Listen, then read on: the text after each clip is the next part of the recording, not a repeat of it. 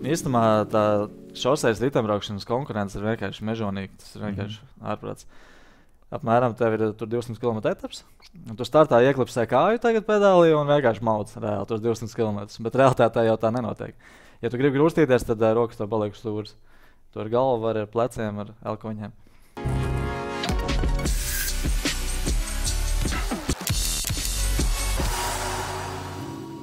Esiet sveicināti skatītāji un klausītāji kārtējās sporta studijas aizkulises un šoreiz par riteņbraukšanu. Āraiz logi jau liekas, ka sezona ir jābeidz, bet daudz vēl to mēģina turpināt, tāpēc pie manis ciemos šodien riteņbraucējs Mārs Bogdanovičs. Čau, Māri!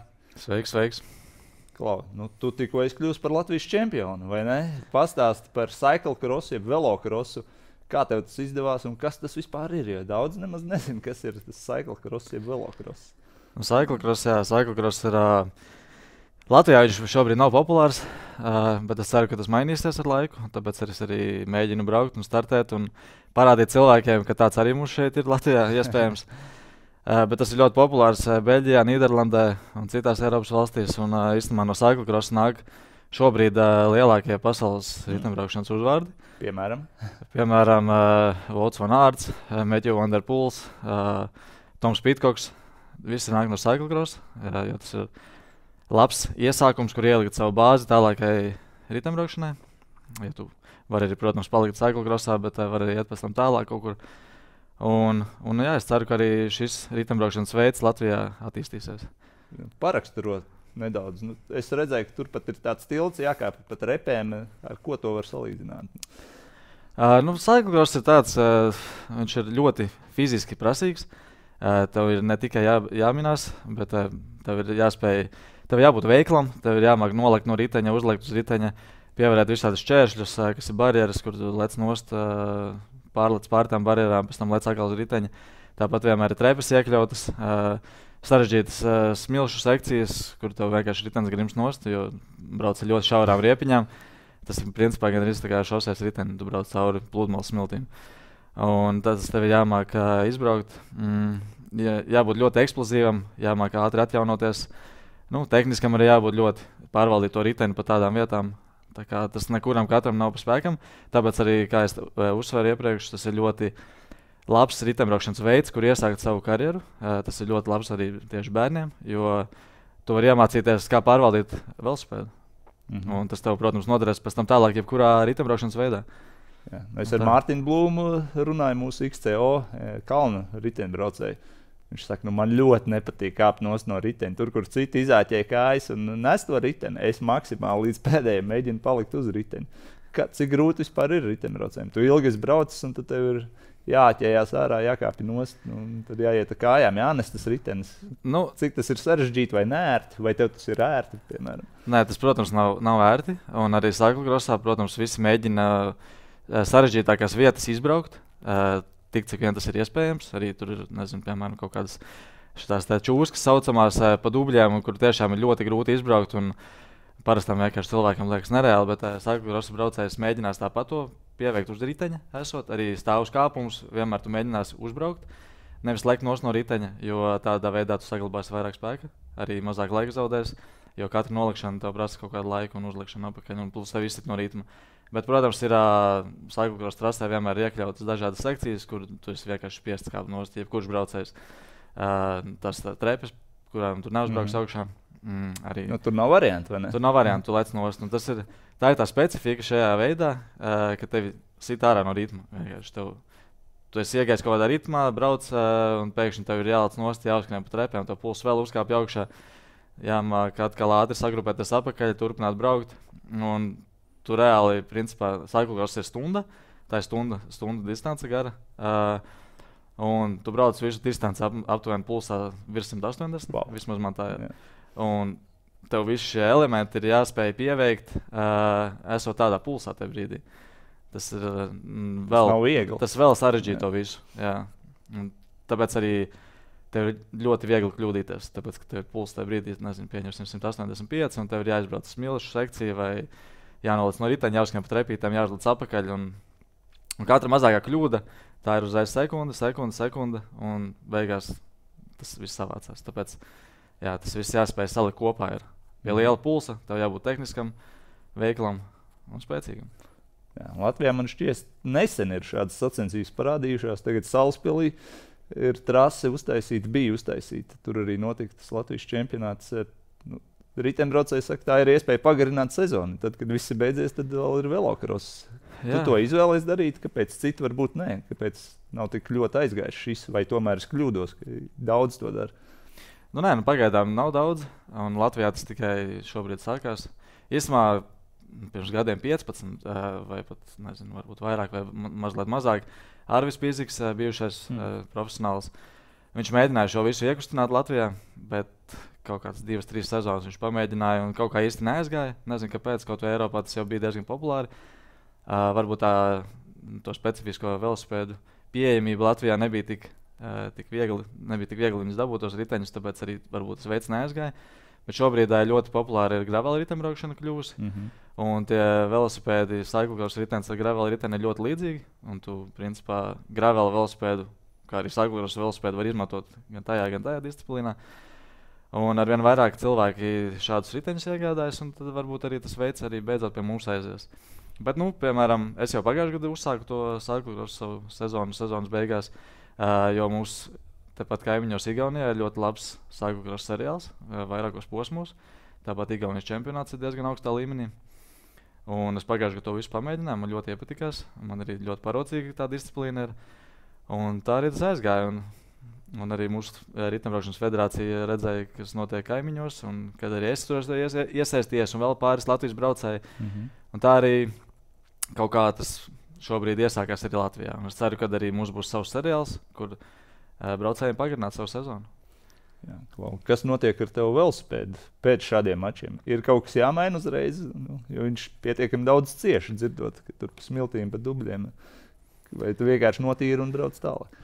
Zini kā, ja tiešām to stundu tu veic pa dubļainu trasi, tad ļoti daudz kas ir jāmaina. Principā tu tur ķēdē, zobrati, tāpat bremžu kluči, tas viss visticamāk būs jāmaina. Bet, ja ir savs trasa, tad atliek tikai notīrīt riteni. Un ir gatavs atkal treniņam nākamajam vai nākamajām sacensībām. Jā, bet liela daļa šīs sezonas tu pavadīji Ķīnā. Nesen atgriezies uzreiz velokross trasē iekšā. Pastāst par šo piedzīvojumu, cik ilgi tu tur biji un kā tev ceļš šoreiz aizved atkal uz Ķīnu? Stāsts tāds, ka šogad vispār biju bez komandas no sezonas sākuma, bez profesionālas komandas. Un, protams, tāpat tās turpināju braukt. Tāds arī bija plāns, vienkārši braukt pa Baltiju. Un, ja būs kaut kādas iespējas pievienoties profesionālajai komandai, tad es noteikti tās izmantošu. Bija iespējas dažādas, bet nebija tik labas tās iespējas, lai es apsvērtu iespēju tur doties uz tām komandām. Es gaidīju labu piedāvājumu. Un, sanāca, ka tagad, šogad tikai no jūlija, Ķīnā atvērās atkal riteņbraukšana vaļā pēc Covid, jo viņiem tas bija visi ieildzis uz 3 gadiem sanāk, vai pat 4. Nekas tur nenotika vispār, tikai vietējā līmeņa mači. Un tagad tas beidzot viss atkal atgriezās iepriekšējā līmenī. Visas lielās sacensības atsākās, un Ķīnas komandām vajadzēja vienkārši papildspēkus no Eiropas braucējiem. Un, vienā komandā Ķīnas mūsu latvietis Andris Oskalns, viņš tur jau turās jau 6 gadus. Un tā kā šai komandai, kur viņš startē, bija nepieciešami papildspēki. Viņš ieteica mani, un komandas vadītājs apskatīja manus rezultātus, kādi man bijuši tieši Āzijas sacensībās iepriekš. Un tie ir diezgan ievērojami. Tā kā man deva iespēju pievienoties komandai. Tā es arī tur nokļuvu no jūlija, bet no augusta mēneša pievienojos tai komandai. Un tā arī tur pusotru mēnesi vienreiz nodzīvoju. Aizvadīju ļoti daudz sacensības, pēc tam atbraucu mājās mazliet atpūsties, un tad vēl viens sacensību bloks pusotru mēnesi. Un tad vienkārši bija ļoti labā formā, atbraucu mājās, un te bija iespēja bišķiņu pagarināt sezonu ar cyclocross sacensībām. Un tāpēc arī izvēlējos pabraukt vēl. Bet tagad es sezonu noslēdzis un laiks mazliet atpūtē. Jā. Kāda ir situācija vispār Ķīnā šobrīd? Tu teici, tas Covid tur bija ļoti ilgi, tagad tikai sāk laist iekšā cilvēks no malas. Kāda ir tur tā ikdiena un kurās Ķīnas daļās jūs vispār varējāt startēt? Vai viss Ķīna ir vaļā vai ir kaut kāds atsevišķi reģionu pilsētas? Nē, šobrīd Ķīna pilnībā ir vaļā. Un vispār es neredzēju nekādas saistības ar Covid, ka tur kaut kas ir bijis slēgts. Un, principā nav iespējams neko redzēt, ka tur kaut kas būtu bijis viss ir vaļā, viss notiek, viss ir iepriekšējā līmenī šobrīd. Jā. Kāds ir tas līmenis? Es saprotu, ka tur ir tikai kontinentālās komandas, bet no malas no Eiropas arī brauc pro-kontinentālās komandas. Kāds ir to sacensību līmenis vispār? Nu jā, Ķīnā ir tikai kontinentālas komandas. Ļoti daudz kontinentālas komandas, 17. Wow. Tas ir vienkārši iespējams cipars vienā valstī. Vispār Āzijā ir tikai kontinentālas komandas. Bet jā, sacensības tur ir ļoti augsta līmeņa, tāpēc, kad brauc Eiropas lielās un vadošās komandas uz Ķīnu startēt.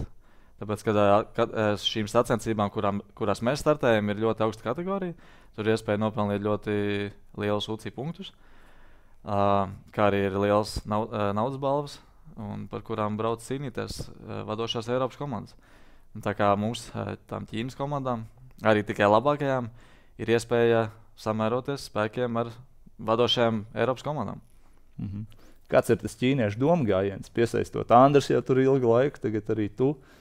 Jo mēs zinām, futbolā, citos sportveidos viņi piesaistītos Eiropas pasaules labākos, lai viņi attīstītu to vietējo līgu, mācītu viņus. Riteņbraukšanā ir līdzīgi. Nu, tieši tas pats. Kas no jums tiek prasīts? Tieši tas pats stāsts, kā ir futbolā, varbūt basketbolā. Arī mēs ar Andru esam komandā piesaistīti kā pieredzējuši braucēji, kuri ienes Eiropas riteņbraukšanas kaut kādas tradīcijas Ķīnas riteņbraukšanas komandā. Un to mēs arī mēģinām iemācīt jaunajiem. Un, protams, arī mēģinām rādīt labu piemēru ar saviem labiem rezultātiem, kad tas viss ir iespējams. Mēs esam vienā komandā visi ar tiem ķīniešiem. Un, ja mēs labi braucam, līdz ar to viņiem liekas, ka viņi ir tādi paši cilvēki kā mēs, un viņi arī var. Tas viss ir tā kā... Bet tā doma ir līdzīga, jā. Mēs esam piesaistīti, lai attīstītu jaunos Ķīnas riteņbraucējus un pavilktu augstāk to Ķīnas riteņbraukšanas līmeni. Jā, raksturo vienu ķīniešu riteņbraucēju. Kāds viņš ir? Jaunais. Jaunais, varētu teikt, ļoti kautrīgs, esot kopā ar mums. Varētu teikt, ka viņiem liekas, ka viņi ir tā kā aiz mums jau automātiski, bet īstenībā nē, viņiem ir ļoti liels dabas dotības, kā būt kā labiem riteņbraucējiem.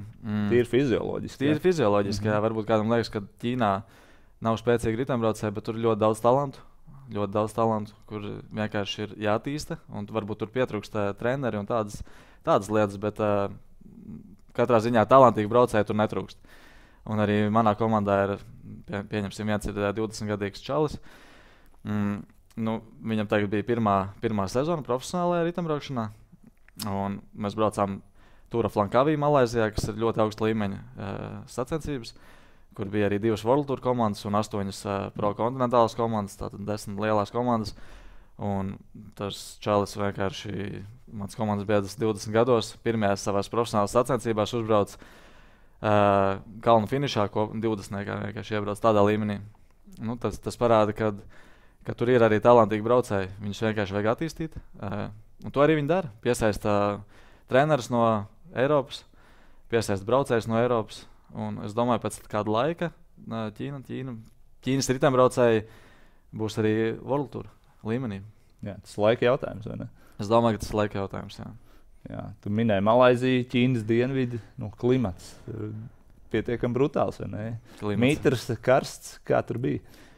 Klimats ir vienkārši ārprātīgs. Tagad es pirmajā reizē aizbraucu augustā uz mūsu komandas bāzi.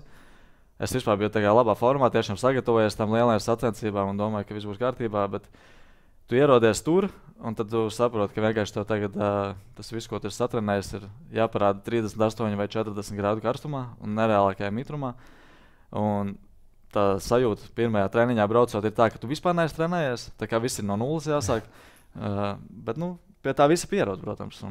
Pirmā nedēļa tu brauc un tu vispār nevari pabraukt. Brauc 20 km/h un tev puls ir vienkārši 150. Bet jā, pēc nedēļas jau paliek labāk un pēc 2 nedēļām jau tu jūties kā pats. Kā pats, jā, un tad tu vari sākt beidzot startēt sacensībās un rādīt labus rezultātus. Jā.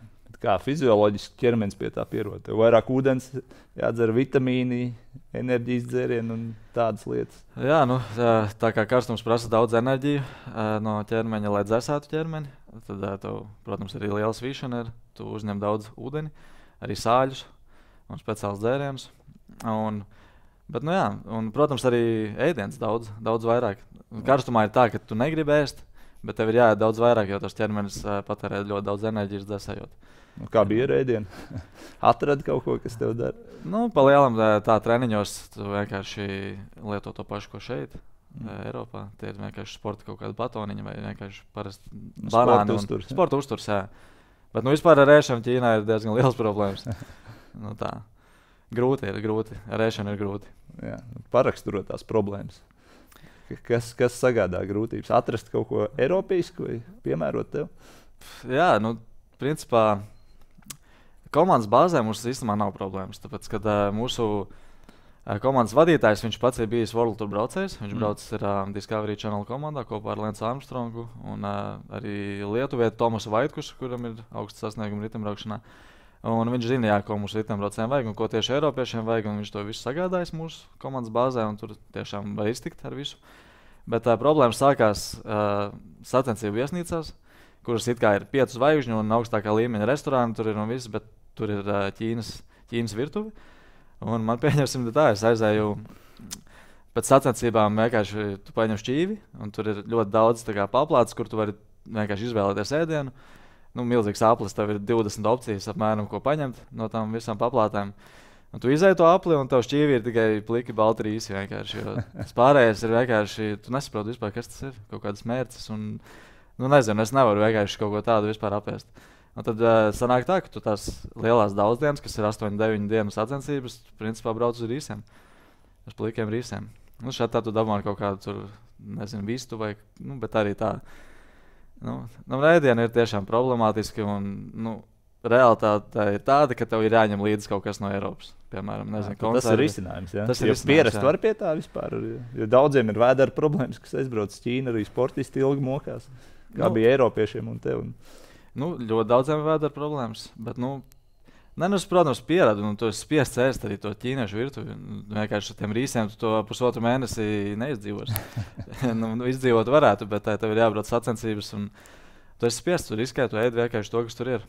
Bet, protams, risinājums ir vienkārši ņemt līdzi savu ēdienu, un tā turpmāk arī ir jādara. Un tā arī lielākā daļa Eiropas braucēju arī dara, un Eiropas komandas viņi vienkārši veseliem koferiem brauc pilnu ar konzerviem un visu kaut ko tādu.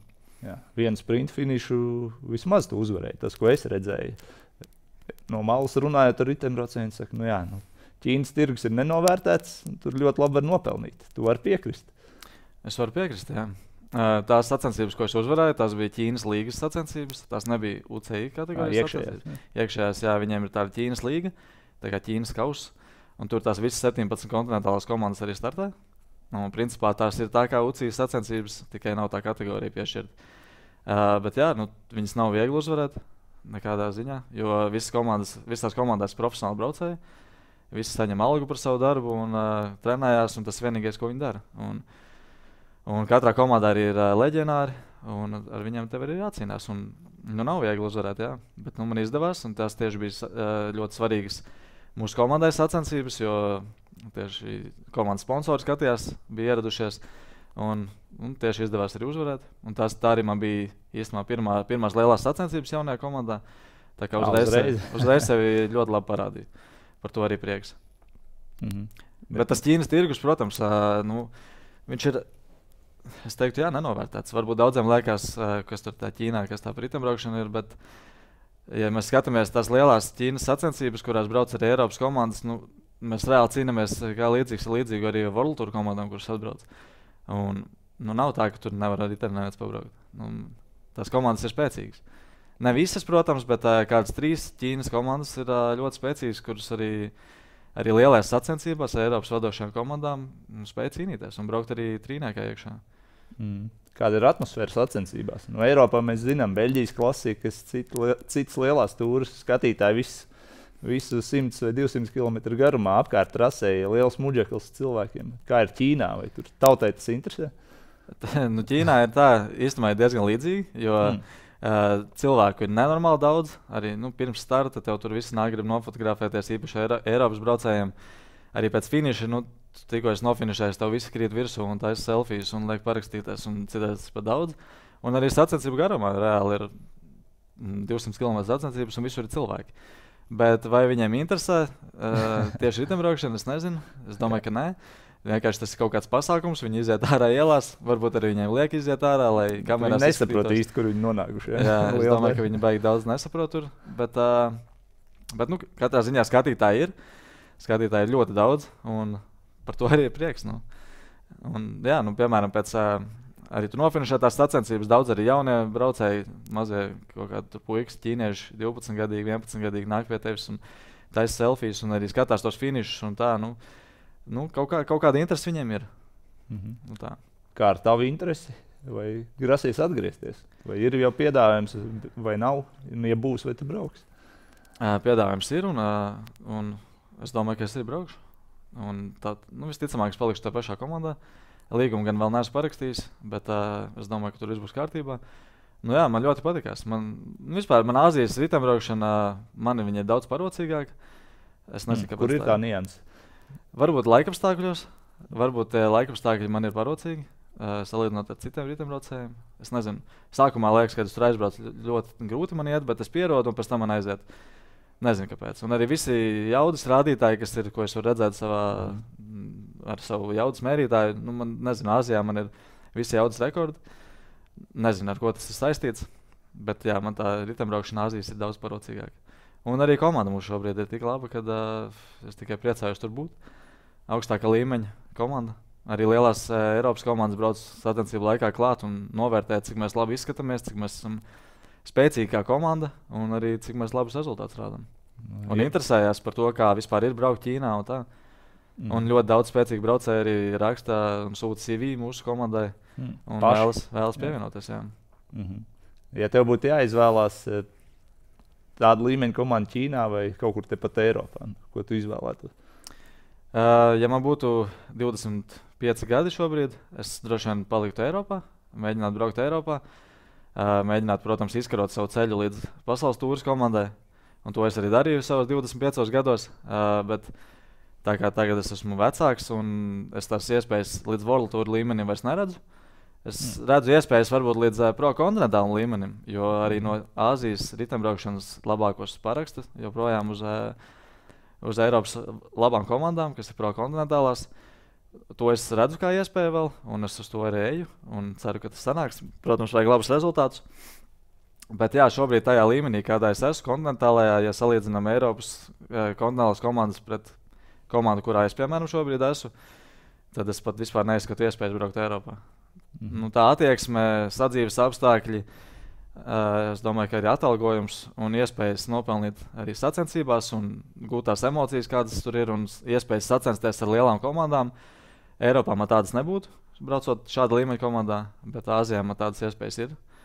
Un šobrīd īstenībā es teiktu savā 31 gadu vecumā, savā garajā karjerā es nonācu visprofesionālākajā komandā, kādā es jebkad esmu bijis. Un es esmu daudz komandās braucis Eiropā. Un par to es arī priecājos un šobrīd tiešām izbaudu. Kāds latviečs jau nelec tev piekabē, negrib braukt līdzi, kāds jaunais vai vidēji vecums. Saka, tev tur labi iet, es arī gribu pamēģināt. Nu ir, protams, braucēji, kas tur grib, un ne tikai latvieši, arī igauni ir rakstījuši. Bet nu, nav tā, ka tur vienkārši tagad iesbraukt jebkurš eiropietis. Nu, tur ir ļoti grūti tikt. Īstenībā, kā jau es iepriekš minēju, tādas reāli labas Ķīnas komandas ir tikai 3 manā skatījumā. Un nu, katrā ir tikai pa 2-3 ārzemniekiem. Tas ir limits vai tā vienkārši ir izveidojies? Tas nav limits. Vienkārši viņi nav ieinteresēti ņemt daudz ārzemniekus. Tāpēc, kad katrā sacensībās var startēt tikai 6 braucēji. Un, ja viņi paņems ārzemniekus, tad vienkārši brauks Ķīnas komanda tikai ārzemniekiem. Bet viņiem tas mērķis ir attīstīt ķīniešu riteņbraukšanu, Ķīnas komandas. Tāpēc viņi piesaista vienkārši 2-3 ārzemniekus un pārējā komanda ir ķīnieši. Un tādā veidā viņi izveido to, to attīstību. Jā. Ķīnā gadus latviešus esi saticis, jo sportā vienā brīdī tur bija daudz latviešu, basketbola treneri, ar sportu saistīti cilvēki. Vai tev sanāca kādu satikt? Īstenībā nav sanāca satikt, bet, protams, Andris Oskals ir ar mani.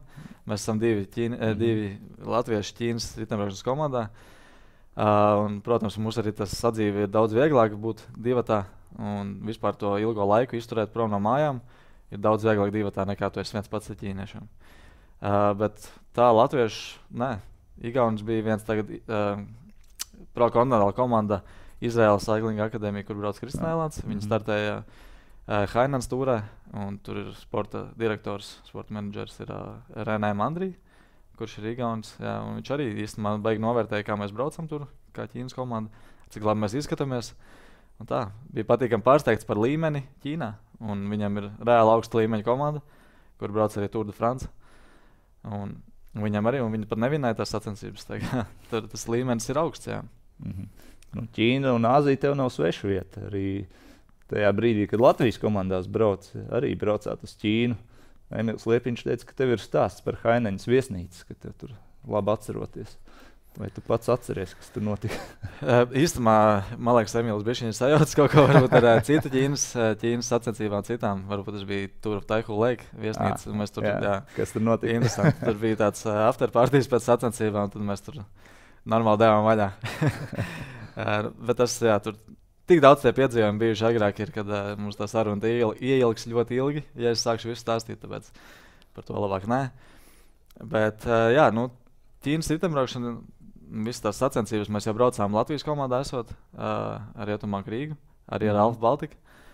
Tā kā tas viss jau man ir zināms, bet, nu, ja salīdzina, kā tas bija, tad, kad mēs braucām 7 gadi atpakaļ ar Rietumbankas komandu, un kā tagad tā Ķīnas ritembraukšana ir, es teiktu, ka tagad ir krietni augstāks līmenis, nekā bija tad, jo tad tomēr tās Eiropas komandas startēja tāpat daudz, bet viņas nebija tās augstākā līmeņa. Un tagad, pieņemsim, jā, tur brauc tās prokontinentālās daudz, tāpēc tas līmenis ir krietni augstāks, teiktu.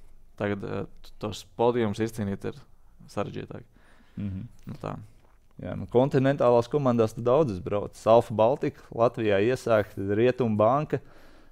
Kas šobrīd ir Latvijā ar situāciju ritembraukšanā? Nu, kontinentālās komandas mums kādu laiku nav.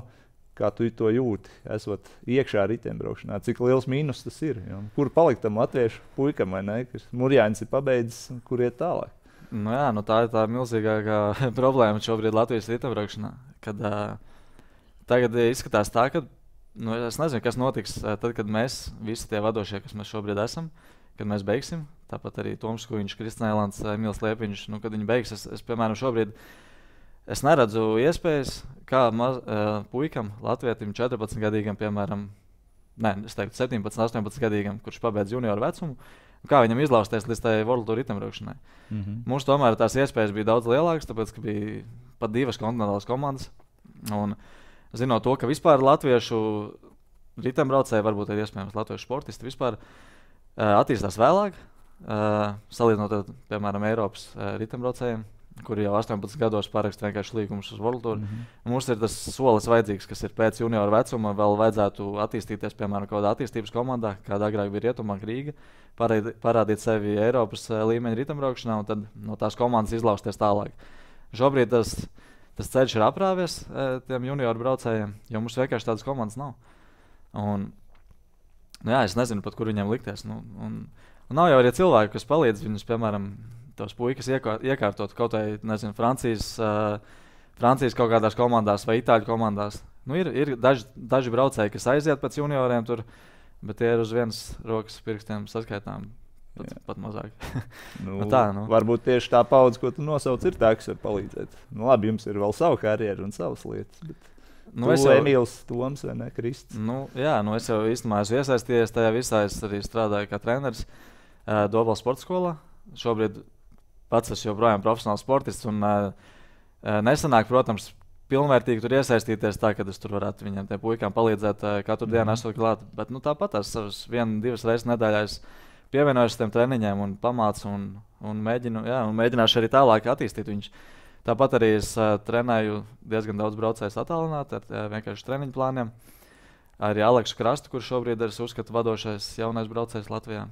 Nu tā, iesaistījies es jau esmu, bet par cik mana karjera pašam vēl iet, tad es nevaru vairāk sev veltīt savu laiku tajā Latvijas ritembraukšanas attīstībai. Bet redzēsim, kas būs tālāk.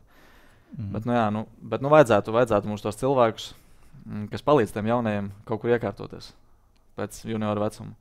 Bet šobrīd vienīgais veids, ko es redzu, ir piesaistīt kaut kādu finansējumu, ieguldīt tieši jauniešu vecuma sportistos, kas ir 14, 15 gadīgi, jau laicīgi viņus attīstīt.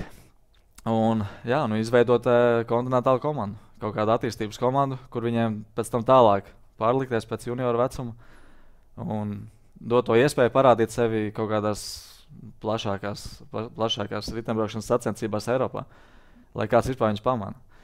Jo talantīgi iespēja apvienot ar izglītību, kā ir citos sportos, kur paralēli studēt un braukt. Riteņbraukšanā, laikam, tāda varianta nav, vai ne? Vienmēr ir varianti. Piemēram, Toms Kujiņš ir ļoti labs piemērs. Viņš braucot jau esot kā profesionāls, viņš arī ir pabeidzis LSPA. Manuprāt, ka viņš ir pabeidzis. Jā, man liekas arī, ka pabeidzis. Bet tas tad vairāk ir uz pašu pleciem. Tas ir uz pašu pleciem, ja tu esi apņēmīgs, tu izdarīsi visu. Tā kā Toms ir ļoti apņēmīgs cilvēks, viņš to ir izdarījis, tā kā tas ir viss iespējams. To var apvienot. Īstenībā es pats arī, man nav augstākā izglītība, bet man ir trenera certifikāts, ko es pabeidzu esot profesionāli sportistam. Reāli es trenējos katru dienu, tā kā visi profesionāli sportisti, un tāpat mācības es pabeidzu. To visu var izdarīt. Jā, tu jau pieskāries. Dobeles sporta skola. Dobele, tā pilsēta, no kuras tu nāc, un tagad arī strādā Dobeles sporta skolā. Jūs esat viens no tiem centriem. Vēl ir Kuldīga, vai ne?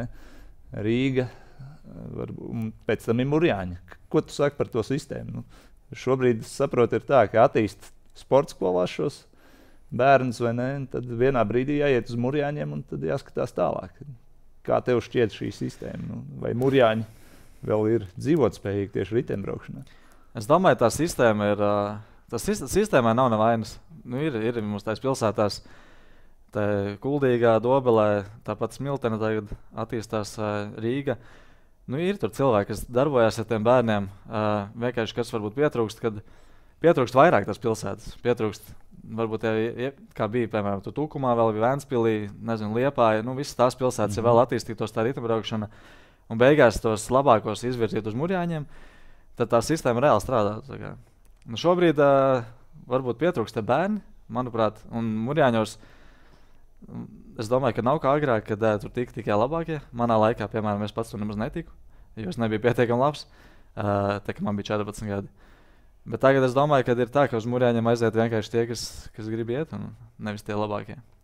Tur varbūt ir tā problēma. Bet Tavā laikā ļoti labi izskatījās tā sistēma. Manā laikā, jā, tur īstenībā bija ļoti liela konkurence. Un, mums bija, piemēram, jauniešu vecumā starta bija Latvijā 60, 70 bērni. Ja tagad ir varbūt 20. Un tur ir tā lielākā problēma. Es saku, kā jau es iepriekš minēju, piemēram, uz Murjāņiem bija milzīga konkurence, lai tur vispār tiktu. Tur reāli bija jāuzrāda labi rezultāti. Un, piemēram, man tas neizdevās. Bet tagad es domāju, tā sistēma var strādāt arī ar Murjāņiem. Tas ir ļoti labs līdzeklis, kā apvienot mācības ar sportu, ar tiem treniņiem. Kā ir ar bērnu piesaisti? Es saprotu, ka nav tik viegli bērnu šobrīd piesaistīt. Ir daudz sporta veidu, kas ir labos apstākļos iekšā, vai ne, basketbols un tā tālāk. Tagad riteņbraukšana saka, jānāk ārā, jābrauc, velosipēds vēl vajadzīgs, vai ne? Tehnisks sporta veids, vai tu jūti, ka ir sarežģīti tos bērnus piesaistīt? Ir sarežģīti. Piemēram, Dobelē arī ir futbols, basketbols, handbols, svacelšana. Ir daudz tā kā opcijas, kur ir. Šaušana, protams, jā, šaušana ļoti augstā līmenī. Un tā pilsēta ir maza, tie bērni nav tik daudz, un ja viņi izklīst pa visām vietām, piemēram, futbols ir, es teiktu, vadošais, kur jaunie censoņi iet.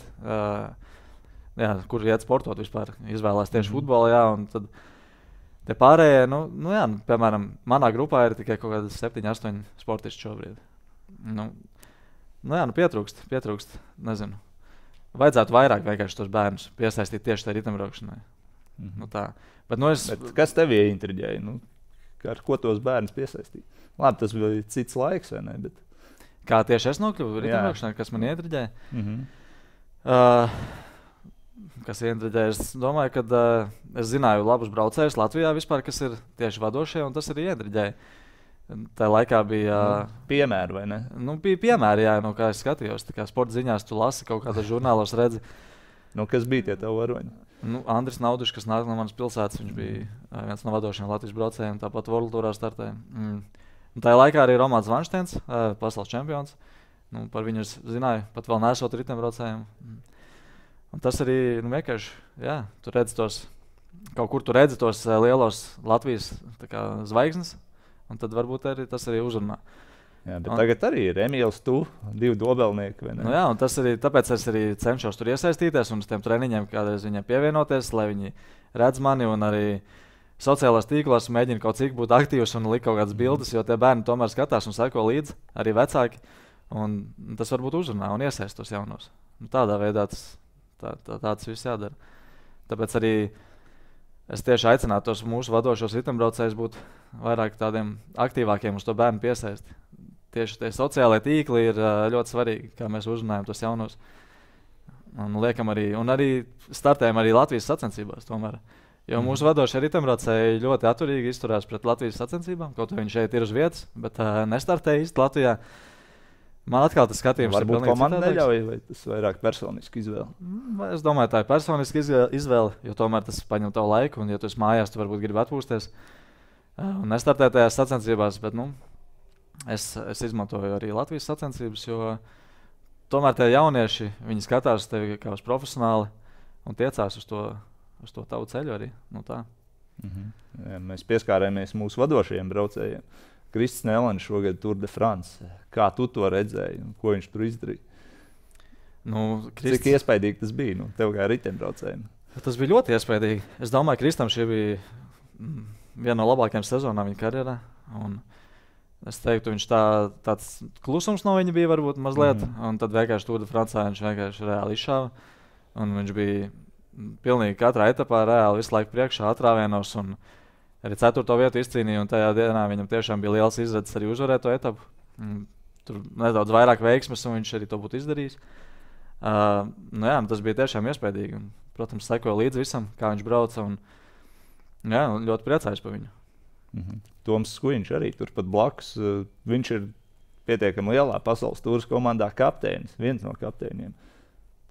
Viņš tiek respektēts ļoti tajā vidē. Cik nopietni tas ir, ka Latvijas ir kapteinis tādā komandā? Es domāju, ka tas ir ļoti nopietni. Tas ir ļoti nopietni. Un, Toms, es domāju, ka ir vadošais Latvijas ritembraucējs. Es domāju, viņš arī ir zināmākais un arī startējot tajā līmenī, kurā es esmu.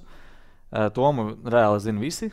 Viņš tiešām ir. Ierauga Latvijas karodziņā. Jā, tas ir Toms jau uzreiz. Tomu tiešām zina visi, un nevelti viņš ir pasaules rangā šobrīd, tur, kur viņš ir, man liekas, top 50. Un arī viņa rezultāti Eiropas pasaules čempionātos liecina par to, ka viņš ir tiešām viens no vadošajiem braucējiem vispār pasaulē. Un tā, viņš ir ļoti, arī visi tie viņa rezultāti šogad ir tik stabili, arī iepriekšējos gadus jau, ne tikai šogad. Viņš ir tur, kur viņš ir. Šis laikam arī viņam ir labākais gads. Es domāju, ka viņš pats izteicās, ka šis ir labākais gads, vai ne? Arī Giro d'Italia, kā viņš brauc, tie rezultāti ir tiešām iespējīgi. Tā stabilitāte arī. No viņa katrā sacensībās tu vari gaidīt reāli augstu rezultātu. Jā, bet šogad Latvijas ritembraukšana tā pamatīgi uz kartes ir uzlikt, vai ne? Turē, Krists, Giro, Toms, pasaules Eiropas čempionātos. Ilgi mēs esam pašā priekšā, vai ne? Es domāju, ka šis ir tāds liels gads Latvijas ritembraukšanā vispār, vai ne? Es domāju, ka jā, un arī tā vieta nāciju rangā, kurā mēs esam, ir, es teiktu, ļoti, ļoti iespējīgi. Ja nemaldos, 22. vietā Latvija palika šosejā. No tādas mazas valsts un ar tādu sistēmu, kāda mums ir šobrīd, un cik mums ir finansējums federācijai. Principā tos punktus ir savākuši 3 braucēji. Varbūt 4 vēl. Arī tu bišķi palīdzēji. Arī es palīdzēju, bet tas ir ļoti mazs pienesums salīdzinoši, kā visvairāk, protams, Toms ir savāds. Ja, tur vispār iespējīgs stiprs. Ja. Bet jā, tas, ko mēs tik maz braucēji esam savākuši kopā, tos punktus, un tas ir tiešām iespējīgs skaidrs. Un tā 22. vieta ir ļoti augsts rezultāts Latvijai. Jā, šobrīd mums 3 pro tūras braucēji. Skuiņš, Liepiņš, Nelans. Kāda ir tā virtuve? Tu tur tūmā tomēr esi. Tu gan saki, ka pat taisno uz Voltūru tu nevar tikt. Pro tūra ir tas tavs līmenis, kur tu gribētu būt. Kāda ir tā virtuve? Cik grūti tur ir tikt? Saprotu, vai ne? 18 komandas, katrā 25-30 braucēji. Tā virtuve vispār. Īstenībā tā šosejas ritembraukšanas konkurence ir vienkārši mežonīga. Tas ir vienkārši ārprāts. Tāpēc es arī esmu ļoti nobežījies, kā būs tālāk mūsu jaunajiem braucējiem vispār tikt kontinentālās kaut kā komandās. Vispār UCI līmenī tikt iekšā, jo tas ir ļoti, ļoti sarežģīti. Un Piemēram, tajā pašā, kad man bija 25 gadi, man bija ļoti labi rezultāti Rietumbankas komandā braucot. Man bija kaut kādā pēdējā gadā, kad braucu Rietumbankā, man liekas, 17 UCI piedestāli vienas sezonas laikā, un arī kaut kāds 8 uzvaras. Arī punktu ziņā es biju otrais no visiem Latvijas braucējiem, starp arī World Tour braucējiem. Un ar visu to es netiku World Tour komandā, Rietumbankas komandā izbeidzoties. Vienīgā opcija man bija tikai pievienoties Itāļu kontinentālajai komandai. Un nebija tā, ka es eju, kurus gribu ar tādiem rezultātiem. Un šobrīd tādu rezultātu īstenībā Latvijas jaunajiem braucējiem nav pat tūmā. Un tāpēc es saku, ir vajadzīga tā komanda, kaut kāda attīstības komanda Latvijā, lai viņiem būtu tā iespēja tos UCI piedestālus kaut kādus savākt, lai pa viņiem zinātiem braucējiem un lai viņiem būtu tā iespēja izsisties tālāk. Jo tā konkurence ir vienkārši milzīga.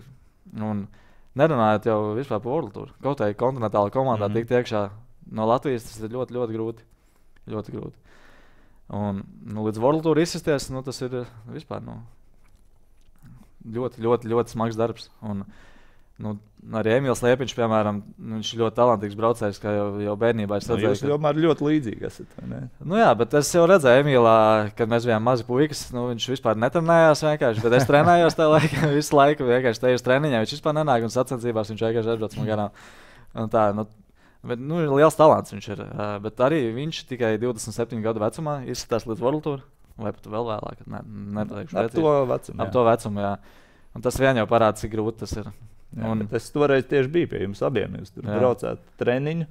Emīls teica, tā grūti saprast. Mēs ar Māru braucam, mēs esam vienādi praktiski. Es esmu tajā pasaules tūrē, Mārs nav ticis. Tagad tur tā atšķirība it kā ir ļoti neliela, vai ne? Arī tu saki, Ķīnā jūs par tām pro tūras kontinentālām komandām esat līdzīgs ar Eiropas. Bet kur ir tā nianses, vai ne?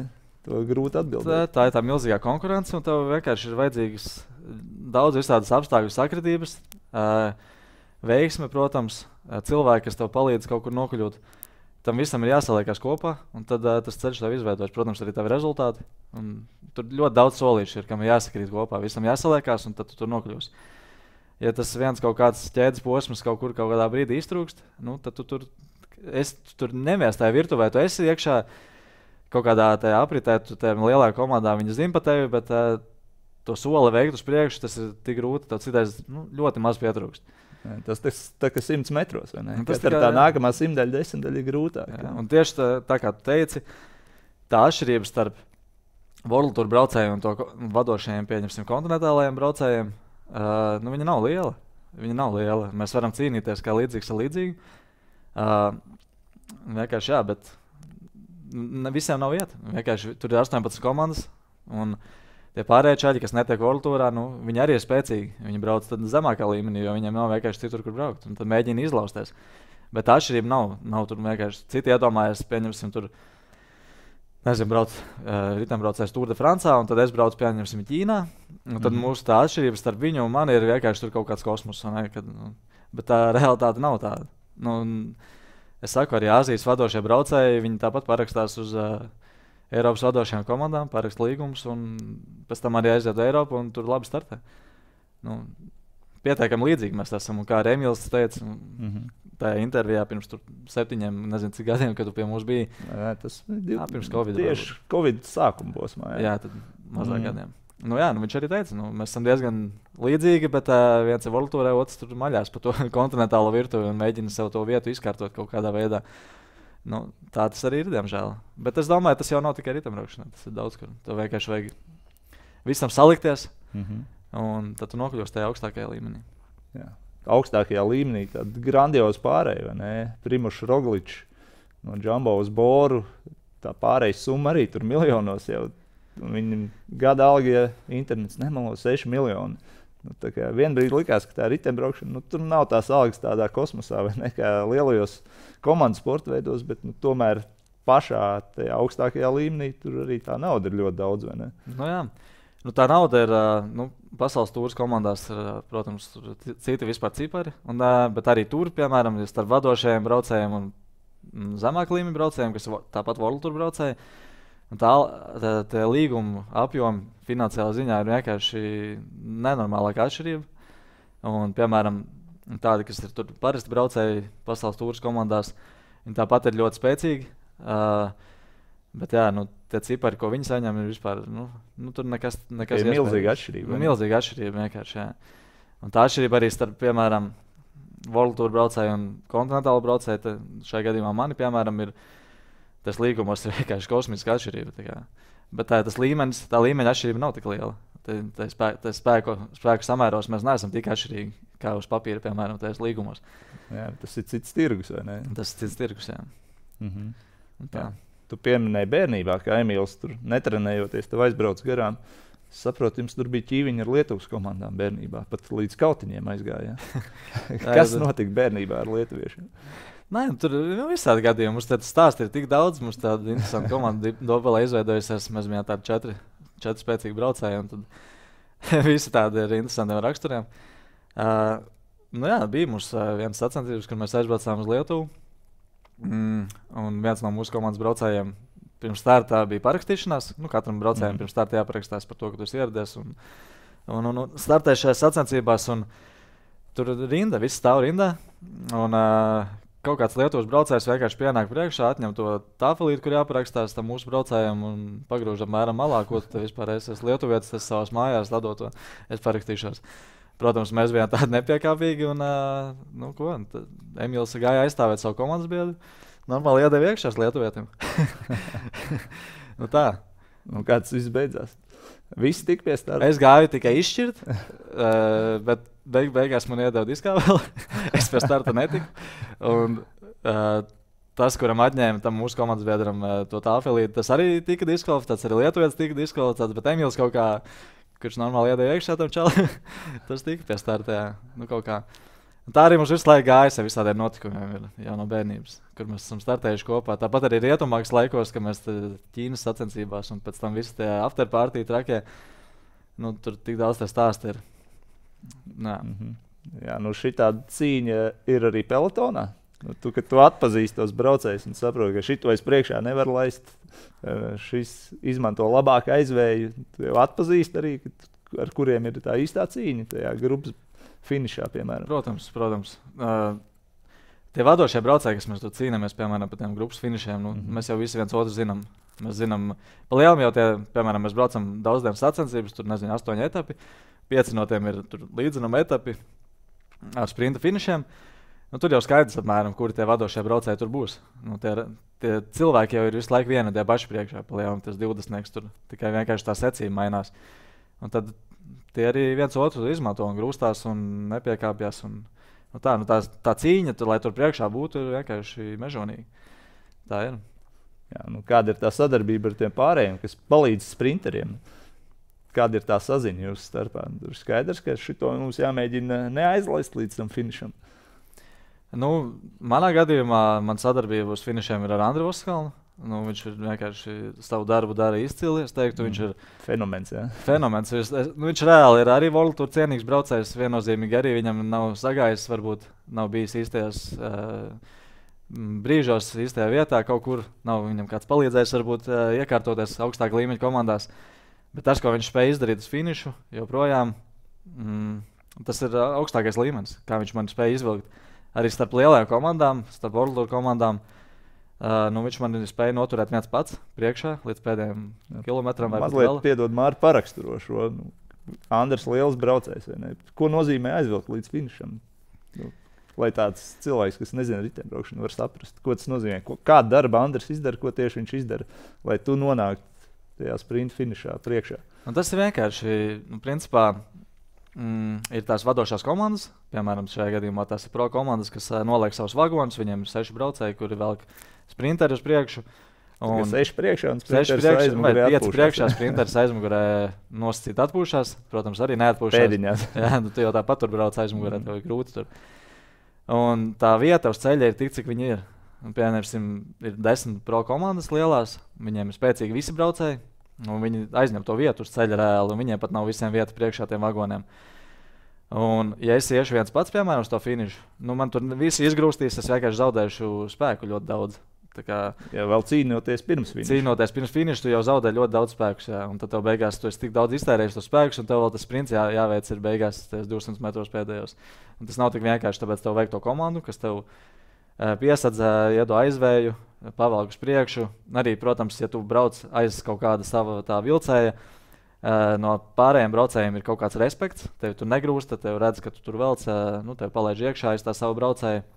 Bet ja tu viens malies tur caur tā visām komandām, tev vienkārši izgrūstīs ārā vējā, tev kā brauc iekšā. Tu esi pamests saplosīšanai būtībā. Principā, jā, tā kā lauva barā iemests kaut kādā. Tāpēc arī, tie braucēji, kas tev palīdz, ir ļoti vajadzīgi. Bez viņiem ir ļoti grūti.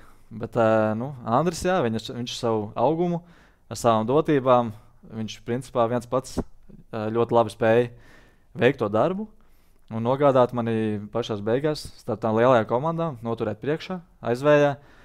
Un, viņš vēl arī spēja izvilkt man reāli arī tais pēdējos metros. Kādi ir tie rakstītie, nerakstītie likumi pašā finiša spurtā? Tur tā grūstīšanās mēs visi redzam ekrānā, pamatīgi. Ko drīkst darīt, ko nedrīkst? Pirmkārt, tev ir jātur taisna līnija. Sākot to sprintu, tu nedrīkst iet pa labi, pa kreisi. Tu vienkārši taisnā līnijā, jo ir ļoti daudz gadījumu, kad tu veic straujas kustības, un tad kāds tev uzkarās aizmugurē no citiem braucējiem un krīt un izveido masu kritienus un iekļūst lielās traumās. Tā tas viss. Bet tā jau principā tā grūstīšanās, protams, viņi notiek ar elkoņiem, ar galvu, ar visu ķermeni un stūri. Bet ko tu nedrīkst darīt, arī laist vaļā rokas no stūres, kādu grūstīt ar vienkārši. Ja tu gribi grūstīties, tad rokas tev paliek uz stūres. Tu ar galvu vari, ar pleciem, ar elkoņiem. Bet ja tu atlaidi roku no stūres un kādu vienkārši aizgrūsti, tas pirmkārt ļoti bīstam pret citiem, jo tur var izveidoties milzīgs masu kritiens. Otrkārt, tā ir necieņa pret to sportistu. Bet tagad viss tiek nofilmēts kamerās, un ja tu kaut ko tādu izdari, tu vienkārši saņem diskvalifikāciju. Tā. Jā, tavam labam draugam, dobelniekam, Emīlam Liepiņam jāsūta veselības vēlējumi. Viņš pamatīgi nokrita tikko 70 km/h lejā no kalna, pārsprāga riepa. Turies, Emīl, viss būs kārtībā. Es saprotu, ka jau drīz būs uz kājām. Viņš jau viss spēcīgs džeks. Viss kārtībā, jā? Jā, viss kārtībā, jau trenējās, tā kā viss labi. Jā, pastāst par to baļu faktoru. Tas ātrums ir brīžiem iespaidīgs, īpaši jau nobraucienos.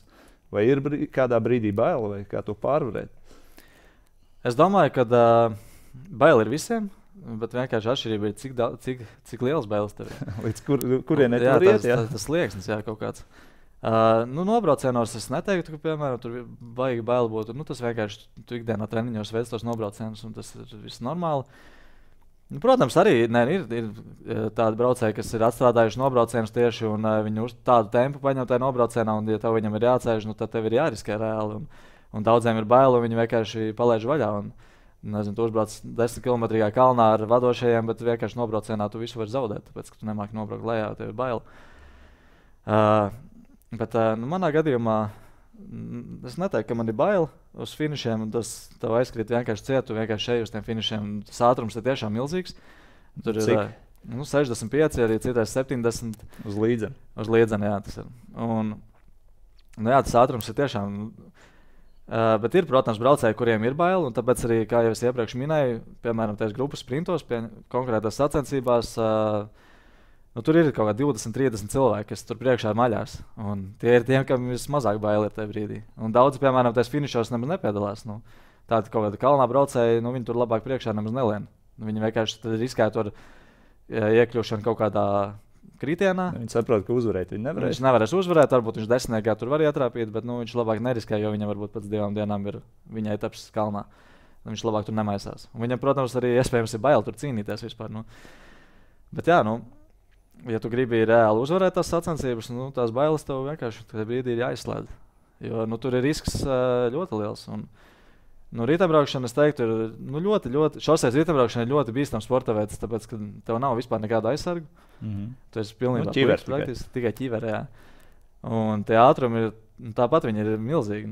70 km/h, ja tu liec uz asfalta, uz zemes, un tev vēl vesela grupa aizmugurē pieņemsi, kuru tev vienkārši brauc pāri reāli. Un krīt virsū, tur tās traumas ir iespējams iegūt ļoti nopietnas, un tā arī tas notiek. Ļoti daudz nopietnas traumas ir profesionāli ritambraukšanā. Jā, kas vēl pelotonā ir tā aizkulise, ko no malas nevar redzēt, ko tu vari pastāstīt? Kas tur notiek? Ko ekrānā mēs neredzam? Ļoti daudz īstenībā tā šoseis ritambraukšana ir tāds īpatnējs sporta veids, kad cilvēkam no malas, kurš vispār nav ar ritambraukšanu saistīts, viņam ir ļoti grūti saprast, kas tur vispār notiek. Jo lielākā daļa cilvēku domā, ka viņi tur brauc. Jā, vispār kāds priekšstats parastiem cilvēkiem, ar ko es esmu runājis, viņam liekas, apmēram tev ir 200 km etaps. Tu startā ieklipsē kāju tagad pedālī un vienkārši maudz reāli tos 200 km. Bet realitātē jau tā nenotiek. Tur ir tā sistēma, kā tās komandas to gonku uztaisa, kā viņi izveido tās stratēģiju. Tā stratēģija, jā, ja tur 200 km vienkārši var jau kāds, kas grib, viņš var ieklipsēt kāju pedālī un maukt tos 200 km, bet pārējie vienkārši viņam sēdēs aizmugurē, aizvējā, beigās pabrauks garām. Apmēram tāds ir.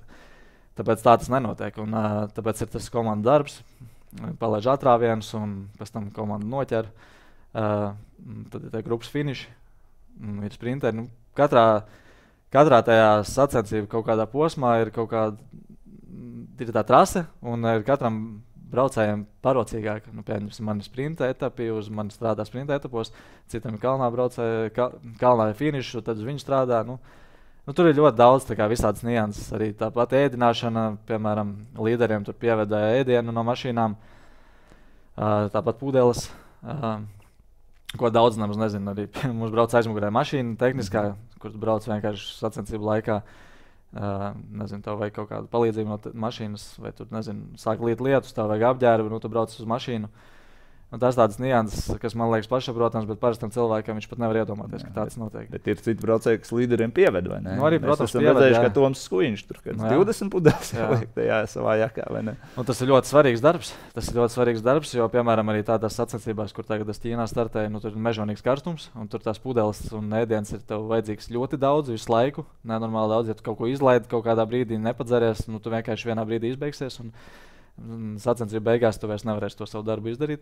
Manā gadījumā norauc sprintu. Tāpēc tādi braucēji, kas man, piemēram, tās pudeles atved, viņi ir ļoti svarīgi. Un tas ir ļoti smags darbs īstenībā, jo tas pelotons brauc ātri. Tev jābrauc uz mašīnu, pakaļ tām pudelēm. Tu paņem 10 pudeles, aizkrāmējies krakla. Pēc tam ar tām 10 pudelēm, kas ir 5-6 kg tev klāt, brauc atpakaļ. Tu brauc ātrāk tajā brīdī kā pelotons un izdali visiem saviem braucējiem tās pudeles, ēdienu. Tas ir smags darbs. Un bieži vien, arī, nezinu, tur tajā brīdī, piemēram, pēdējā 20 km vai 30 ir liels ātrums grupā, un tāpatās tā pudele ir vajadzīga tam līderim. Tāpatās brauc un kaut kādā veidā jādabū. Kaut kādā veidā tev tas jādabūn, jā. Tas ir tās nianses, ko neredz reāli parasts skatītājs, kas skatās pa televīziju. Jā. Tas, ko jūs ziemā darat, to arī daudz neredz. Tagad sezona ir cauri. Cik ilgi tu negribēsi riteni redzēt tagad? Jā, principā tagad man sezona cauri. Es domāju, ka vismaz 3 nedēļas ritenis negribēšu redzēt. Es pat gribētu varbūt redzēt, bet ir tā, ka vienkārši tam ķermenim ir vajadzīga atpūta. Bez atpūta ir tikpat svarīga kā treniņš. Tāpēc tagad es vienkārši apņēmies nesportot 3 nedēļas, kas nebūs viegli arī man, jo man patīk to darīt. Bet es zinu, ka, lai es sasniegtu augstākus rezultātus, man vajadzīga atpūta, un pēc tam es soli pa solim atkal sāku gatavoties sezonai. Tā gatavošanās sezonai jau arī tas ir smagākais darbs īstenībā ziemā. Jo tad tie nogurdošie treniņi garie, arī tā treniņa daudzveidība, tu nebrauc tikai riteni.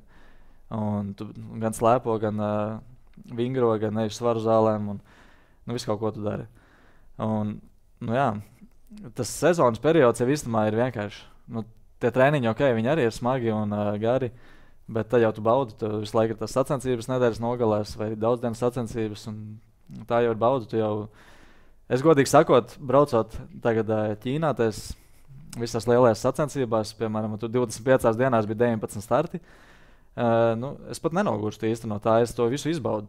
Tas jau Tad ir laba bāze. Ir laba bāze, jā. Protams, liels darbs ieguldīts. Bet jā, to tu baudi reāli tās sacensības, bet pats trakākais jau ir tas tieši darbs treniņos. Tā ziema, tas ir tiešām grūtākais. Jā, Māri, paldies, ka atnāci ciemos, lai tev laba atpūta, lielisks darbs ziemā, un tad jau, lai labs līgums, un es ticu, ka mēs tev redzēsim arī pro kontinentālajā komandā vismaz. Paldies, ka atnāci. Paldies, bija prieks parunāt.